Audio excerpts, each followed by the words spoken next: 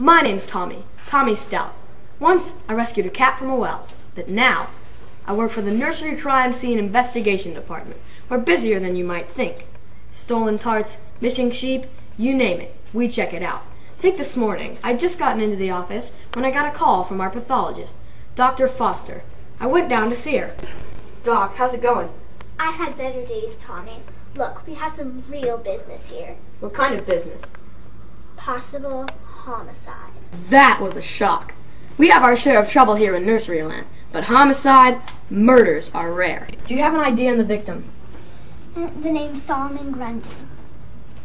Time of death? Saturday. I can't narrow it down any farther than that. Cause of death? The wife says he got ill on Thursday and worse on Friday. I'll need to talk with the wife. I thought you might, but go easy on her. She was only married on Wednesday. Married on Wednesday, ill on Thursday, worse on Friday, died on Saturday? They're burying him on Sunday. That's the end of Solomon Grundy, all right, but not the end of the case. Thanks, Doc. Let me know if you find anything else out. Say what you want about King Cole being a merry old soul, but when he heard about this, it wouldn't be his pipe and bowl he'd be calling for. It'd be me. I had to have some answers for him, and fast. It was time to talk to Widow Grundy.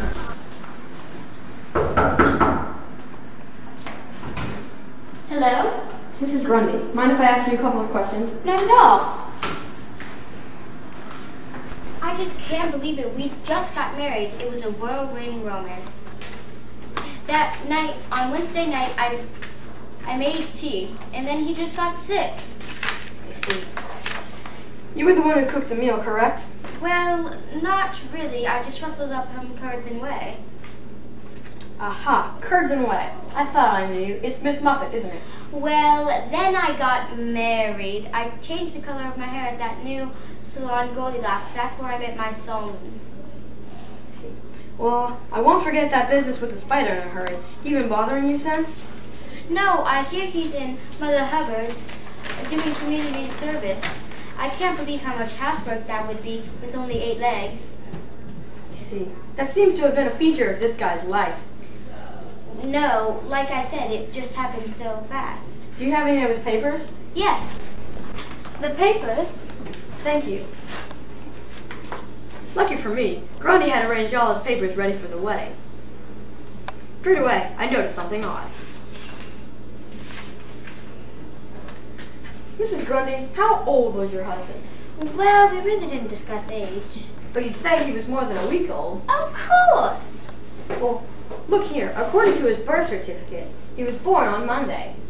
And then, here's his baptism certificate. He was christened on Tuesday. And married on Wednesday. Yeah, thank you. We've done that bit. There's only one possible solution. Identity theft. The man you married was not the real Solomon Grundy. He stole the identity of a newborn baby in order to use the birth certificate as his own. Why would he do that? Why? I don't know, but the evidence will tell me. I need to take these papers back to the lab.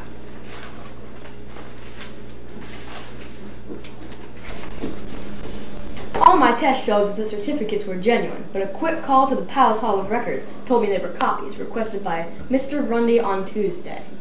When I told them my suspicions, there were a few red faces all around, all to the good. Maybe it wouldn't be so easy for the next criminal. The bad news was the prints I got off the certificates didn't match any in the system. I knew Grundy wasn't who he said he was, but I couldn't figure out who he really was. Then the coroner came through with a big clue of her own. I thought you ought to hear this as soon as possible. I just ran a series of tests on Mr. Grundy and found the cause of his illness. He had a reaction to the fat in his meal. He what? It's very rare, but some people just can't eat fat. Mr. Grundy was in a string face. It killed him. Thanks. That could be really important. Glad to help. I had to track down Grundy's real identity, but I didn't have any leads. His medical condition was a big clue, but I had no idea who his doctor was, so that was no help. Something was nagging me. Something I'd heard. What was it? I didn't cook. I just rustled up some curds and whey. No, that's not it. Imagine how much housework gets done with 8 legs. No, that's not it either. Say what you want about King Cole being a merry old soul, but after he heard this, it wouldn't be his pipe and bowl he'd be calling for, it would be me. I said that, not you. Come on, what is it I'm trying to remember? Okay. I'm only a flashback, so there's no need to lose your rag. I changed the color of my hair at that new salon, Goldilocks. That's where I met my Solomon. Aha, that's it. Goldilocks Salon. Thanks, Mrs. G. It was a long shot, but the only connection between Mrs. G and Grundy before their wedding was the salon. I checked out some of their staff before heading over and found something very interesting indeed. Hello, Tommy, Nursery Land crime scene investigator. Mind if I ask you a couple of questions? Is one of them whether I'll come out with dinner to you or not? No. Pete, okay, fire away.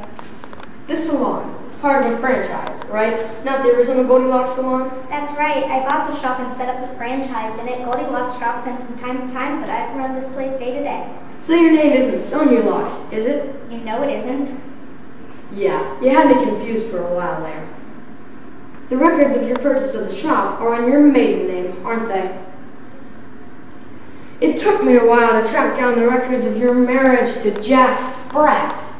That would make you Mrs. Spratt, wouldn't it? Not anymore. I kicked him out of the house. He was too fussy over his food. Kicked him out, but didn't divorce.